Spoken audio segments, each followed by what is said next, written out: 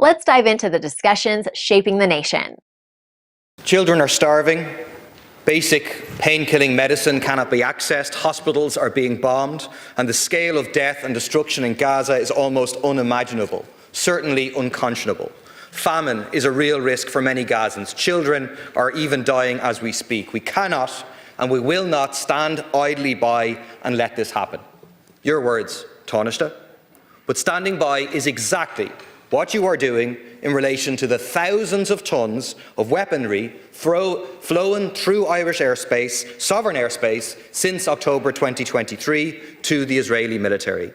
F-35 combat jet components, munitions from Lockheed Martin and IMI systems, missile launchers, Smith & Wesson handguns, ammunition primer, detonator, detonating fuses, tear gas, I could go on. Multiple airlines doing it repeatedly.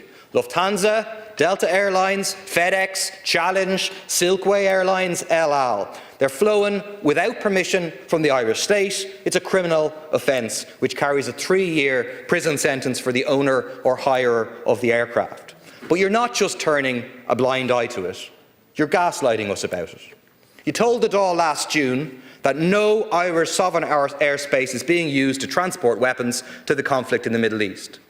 Last Friday on the Late Late Show, you said you don't believe that Irish skies are being used to transport weapons to Israel. Now you tell the Dáil that it's hard to have the level of knowledge that we need to have about these. How can you say these things, Taoiseach? The Ditch have informed you. I'm very happy to pass over a folder of waybills from the airlines themselves. We don't need to investigate it. The airlines themselves are declaring they're carrying weapons. And these have been sent to you repeatedly, Taoiseach, not just after the fact, but in advance of the fact. One of the receipts here from FedEx clearly listing the tracking number and flagging it as ITAR goods, that is International Trade in Arms Regulations. On 23rd of October last year, the Ditch emailed this to you, and they told you, we wish to advise you that FedEx flight FDX4 from Memphis to Cologne is carrying at least 3 munitions of war packages for delivery to Nevatim IDF Air Base in Israel. This aircraft departed Memphis just over an hour ago, and its flight plan indicates it will enter Irish sovereign airspace this afternoon. FedEx has designated the 3 packages, which we understand are Lockheed Martin F-35 combat jet components, as ITAR goods. The F-35 is a weapon of war used by the IDF to kill civilians, including journalists in Gaza. So you know about it.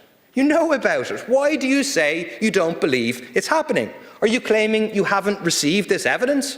Or are you saying you've received this evidence, but you think the airlines are somehow, for some reason, lying about having weapons and munitions on their planes? Are you going to act? Thank you, Deputy. Or are you going to keep saying the world needs to act, we need to do more, we can't stand idly by, and then continue to precisely stand idly by while weapons go through Irish airspace to be used for a genocide? I think, Leslie Gorda, this is probably the only parliament in the world, where members of the parliament stand up and suggest that the Irish government's position is anything other than supportive of the people of Palestine. I mean, it's usually quite the opposite, in fact. It's usually when, and any of us who attend international meetings and fora, it's usually that Ireland is seen as almost an outlier, worryingly perhaps, in terms of our level of support for international law, for human rights, for the people of Palestine, for a 2-state solution, and in calling out, as our Taoiseach did, the war crimes being committed by Israel. So then you come in here and you just get a completely different representation. Ireland isn't standing idly by.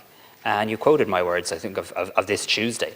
Ireland is not standing idly by. Ireland have already outlined even more steps that this country intends to take, both domestically and internationally, in relation to supporting the people of Palestine, but more profoundly in terms of supporting international law and human rights. And we continue to do that, and will continue to do that at every opportunity. You said I said something there as though I said it new. I also said it on Friday night in the interview that you referenced as well, that we do need to have a better understanding and better knowledge as to what happens above our skies and indeed below our seas. I find it somewhat ironic that the deputy who raises this issue is the same deputy who would oppose any increase in defence spending to increase the capabilities of Óglaigh na hÉireann in terms of monitoring what happens in our skies and below our seas, because that's exactly what we need to do. No, you can shake your head if you want. You are not, but I know I don't. But you know what? We don't need aircraft to find out. Continue, They are Taoiseach. telling you they're carrying weapons. Deputy Murphy. Thanks for shouting me down again. I know you're having difficulty this week. You won't take questions from some journalists, and when you come in here, if you don't like the questions, and then when you ask me a question, you won't allow me to answer it. So you don't take questions from some, and you don't accept answers from others. So don't shout me down, please, on an important issue. In relation to this situation, I've made it very clear what Irish law does state. And as a government minister, as a leader in government, we obviously rely on the laws of our land. And the laws are very clear in relation to the air navigation, carriage of munitions of war, weapons and dangerous goods orders of 1973 and 1989 that expressly prohibits for civil aircraft to carry munitions of war in Irish sovereign territory without being granted an exemption to do so by the Minister for Transport. I've also made the point, though, that it's one thing about what people wish to inspect when it's on the ground. When a plane is at 30,000, 35,000 feet in the air, I'd be very interested in hearing from you your practical and implementable solutions in terms of what more we can do. And I don't say that, by the way, in any flippant way, because let me be very clear. I do think we need to do more on this. I do think we need to see change internationally in relation to this. I do think this being dictated from international covenants and agreements of the 1940s doesn't reflect the reality today. I also think we need to have better clarity and understanding around munitions and parts and absolute clarity as to what needs to be declared, because the law of this country is clear. The law of this country is robust in terms of Irish sovereign airspace. But then there's also the practicalities in terms of the implementation. So there is work going on in the Department of Transport. Minister Darragh O'Brien confirmed that to me again as recently as this morning, in terms of what more measures Ireland needs to take in relation to our own law, or indeed what more measures Ireland needs to seek to take internationally. Deputy Murphy. This studied, deliberate, false ignorance, pretending you don't know what's going on, suggesting we need to have aircraft to go and inspect commercial airlines in the plane, what in the sky over Ireland? What are you suggesting? Again, it's very, very simple. I'm really happy to give these to you, Taoiseach. Waybills from the aircraft, repeatedly, showing that thousands of tons of weaponry have gone through Irish airspace on the way to be used in a genocide in Gaza. This is not a mystery. The airlines admit it. A few months ago, the last government had some sort of examination in the Department of Transport. What happened to that examination? You want to know my practical solution? My practical solution is that the Minister for Transport should prosecute the companies. It's the law. They're currently breaking the law. Or I'll give you another suggestion, which actually came from now Taoiseach. Micheál Martin said last September that there had to be consequences for airlines to do this, that they shouldn't be allowed to fly through our airspace if they violate these basic laws. Do you agree with that? Are you going to act to stop Silkway, to stop Challenge, to stop Delta, to stop Lufthansa continuing to fly? And we actually need action. Would you like me to drop these over to you, the emails and stuff, so that you have them? Do you need them? Thank you very much.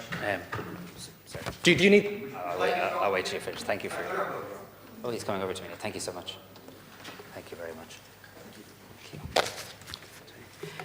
So, thank you very much for that. But obviously, the process to which government will go through, Deputy, is examining the allegations. The Department of Transport is examining them, and I do agree that any breaches of Irish law must, of course, have consequence. And Irish law matters.